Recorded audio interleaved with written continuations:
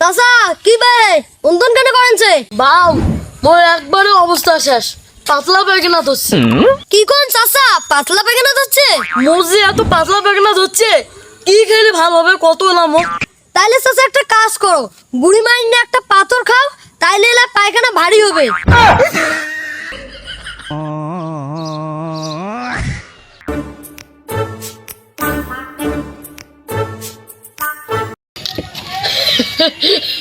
আরে আরে যাস না, এই যুগে আসি এইরকম পরিস্থিতি পড়ার লাগে।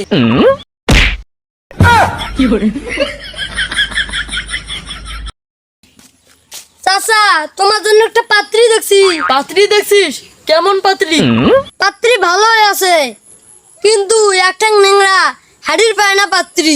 তুই ভাবলু কেমন করি মুই ন্যাংরা পাত্রিক বিয়ে করিম? আব্বা কইছে কেডিএম মোটরসাইকেল দিবে, ভম ভম, আর 2 লাখ টাকা দিবে। তুই চল, পাত্রী বিয়ে দিয়ে দেছে, মুই বিয়ে করি পাইলে বাসং। চাচা কি হয়েছে রে বাউ? কি? চাচা এমন একটা জিনিস আছে সবাই দেয় কিন্তু কাও নেয় না। এমন কি জিনিস আছে রে সবাই দেয় কিন্তু কাও নেয় না? দিলে তো মানুষ নিবেই। তোমারে দিলে তুমিও নিবে না। কি কোস নিম নিয়া? তুই দে তো মুই নাংছে। পাদন দিলেন, পাদনটা নেও তো দেখি কেমন করে নেন। যাও তো ঠিকই। আচ্ছা তাম্বির, তুই পরির বসিন না কেন? তো কি আর কোন জেলায় আমি পরের বসুন সেলাই খালি মনের কারেন্টটা চলে যায়। এই সময় কারেন্ট আইছে, সেই সময় পরিবেন না কে? ওই যে কারেন্ট যাইবে যে ওই ভয়ে পরের বসুন না।